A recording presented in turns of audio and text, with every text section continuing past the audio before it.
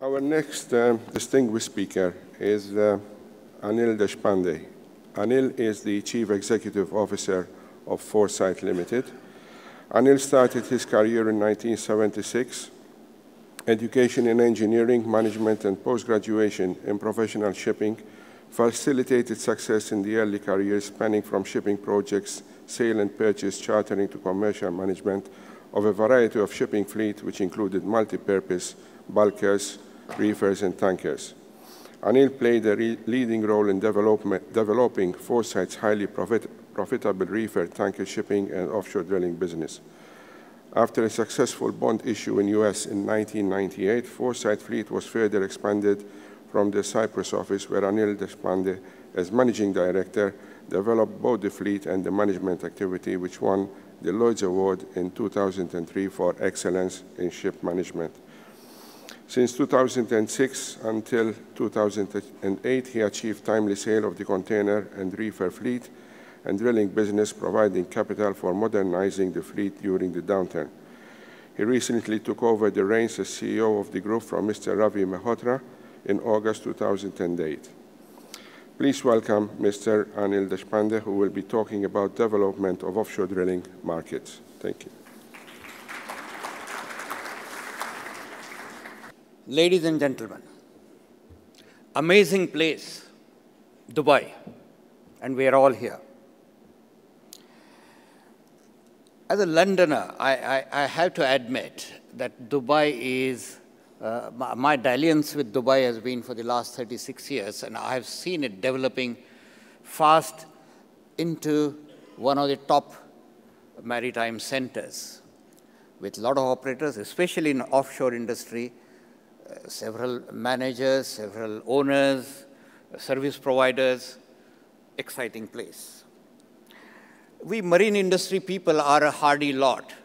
We have weathered many storms, bad markets, recessions, but we do enjoy a splash of excitement, a dash of glamour and style, and Dubai has it all. But let me not divert myself too much into this exciting place which UAE and Dubai offers. And let's focus our attention to the subject, which is the development of the offshore industry. The offshore markets, especially drilling markets, are underpinned by the oil markets. And let's try to understand the basics. And in next 5 minutes, I'll take you through the most important part of the energy and the oil markets, which are underpinning the offshore drilling markets. Look at this chart, which is the energy consumption. The chart takes you right from 1986, and the green area is the oil, and the top gray is the coal. And you will see the oil consumption as a percentage of energy is now about 33%. It's rising, but rising ever so slowly. And what is rising fast is really the natural gas and the coal. But natural gas and oil both require good amount of drilling. So this is an important part. The rise in the oil is slower and slower, and yet it takes about 33% of our energy consumption. More important is how much we consume. We consume about 88 million barrels per day of oil, and this was a rise of about 0.7% over 2010. The main rise has been in China, India, Asia, and developing world, while the OECD, the oil consumption, in fact, has gone down. Important is also proved reserves. The oil proved reserves now are enough for our consumption of 54 years. And the gas proved reserves are enough for consumption of 64 years. But our discoveries are only 15 million barrels per year.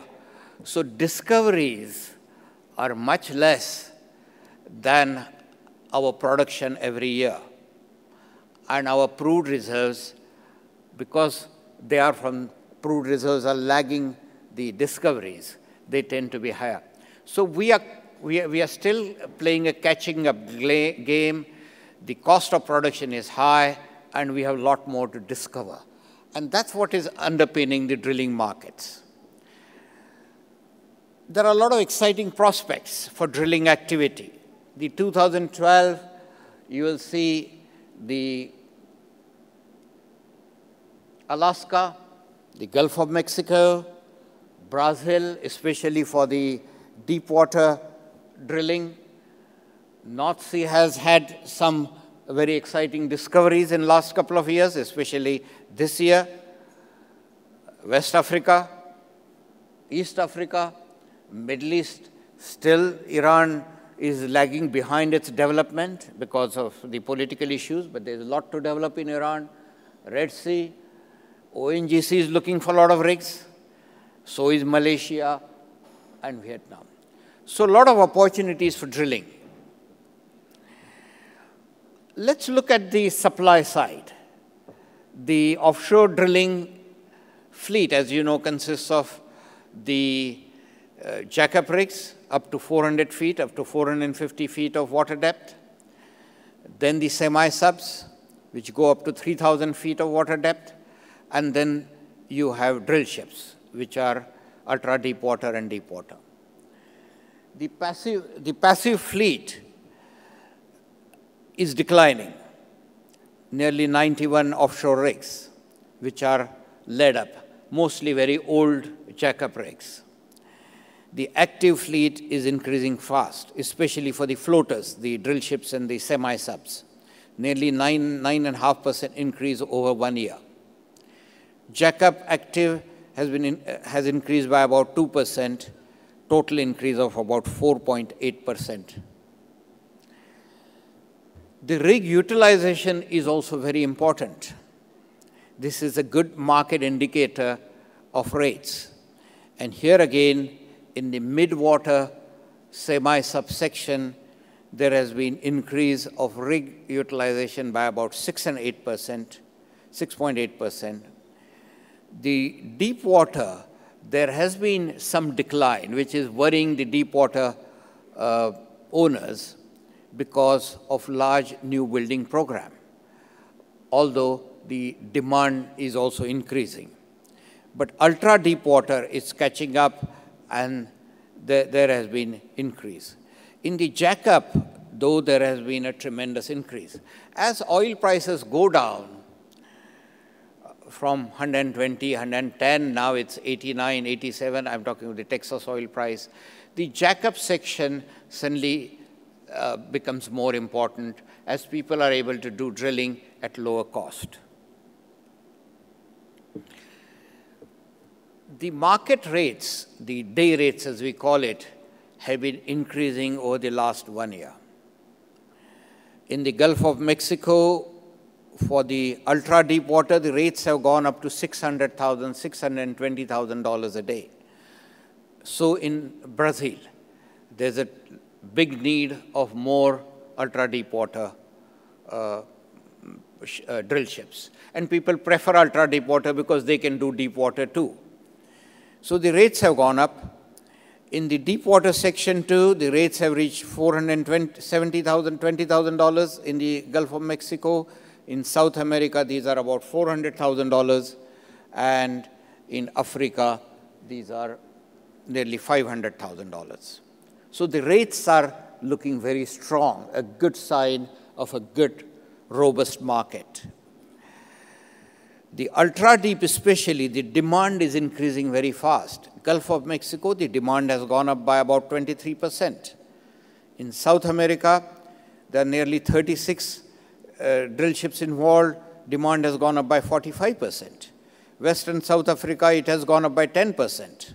And other areas, it is also going up. So overall, there is an increase in demand of about 20%. We must look at the order book, because the party can be very easily spoiled by a lot of new buildings. It does look a little bit worrying. The drill ships, there are 78 will be delivered by 2014. In jackups, nearly 93, about 20-22%. Semis about 20. So 191 offshore rigs will be delivered in next 2 years. The fleet is about, let's say, 700, 750. So we are delivering about 25-30% of the fleet. But look at the age profile. Especially the jackup fleet is very old. In shipping business, more than 30-year-old is not non-existent. It goes for scrap. But jackups, nearly 50% of the fleet is more than 30-year-old. So there is a new need for renewal, need for better quality rigs, better equipped, and they are replacing the older rigs. And those rigs are getting very good rates. So the fleet is aging, and therefore I feel the replacement program, the new building program, is not so much worrying. The 93 jackup rigs that will be delivered will replace most of the aging fleet. That's why in the jackup market, the rates are increasing. In the North Sea, harsh environment rigs are getting as much as $400,000 a day. In US Gulf, the rates have gone from $100,000 to $160,000. In West Africa, there is a rise too, to $170,000. We have a 350-foot jackup. Even in the Middle East, the rates are nearly $160,000 a day. The Indian rates tend to be a little bit lower, $140,000 a day. So again, all in all, a good sign of a healthy, strong market. Another development is taking place, especially in the jackup section. In 2005, nearly 2,100 wells were drilled, and it took average of 60 days to drill a well. Now in 2011, the average number of days were 100 days. So it is taking longer time to drill a well, which means more drilling rigs are required. That's because we are trying to go deeper. We are doing directional drilling, horizontal drilling, and all that takes time. We are drilling in more difficult areas.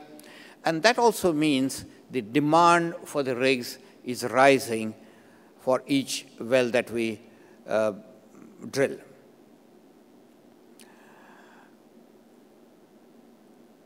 Utilization for jackup units has increased to 94% in September 2012 from 89% in 2011. Now I'm going to dwell a little bit because some of us are industry participants as owners of rigs, service providers, and some of us are investors too. So what is happening in the financial side? What is happening to all the drilling and shipping companies?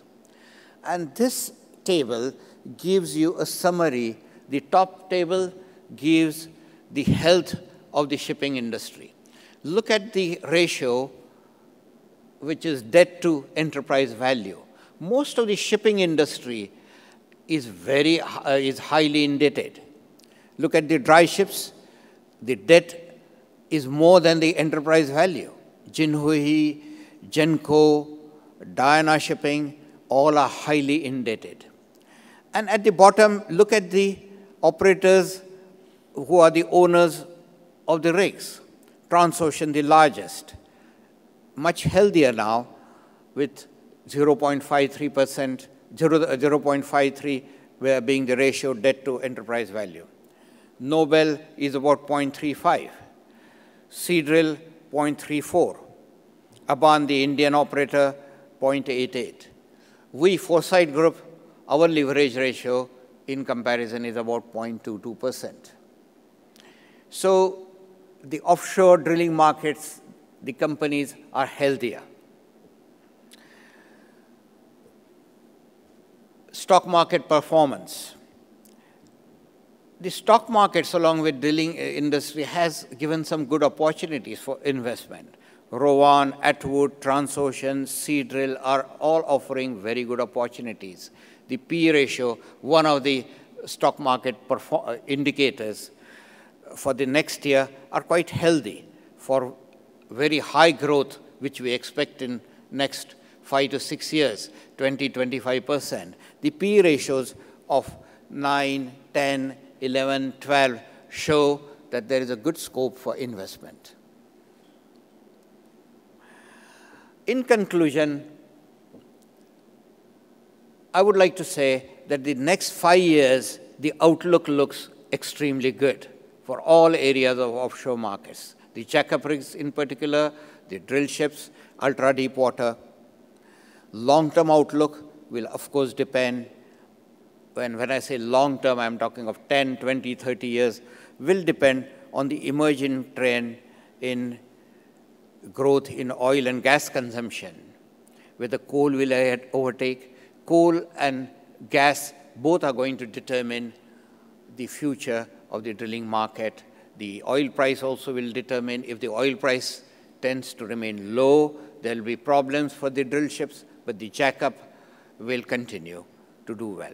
So those of us who are into this industry, which is characterized by high barriers to entry, high cost of innovation, so there are not going to be a lot of additions to this industry. So I expect a very healthy, good future, especially in medium term and even going beyond the long terms. We in Foresight, we sold a lot of our shipping fleet before the crisis in 2008 and invested deeply in offshore industry, in the drilling rigs. We have had one of the most profitable years. We have ordered jackup rigs in China. So we are looking to enjoy the healthy market for next 5, 6, 10 years. And in conclusion, I feel it's a very good market. And I would not like to conclude without thanking Chris Heyman. He is not here today. Deborah for organizing a very good conference, a very good exhibition, and thanking them all and all of you for giving us this opportunity for the presentation. Thank you very much.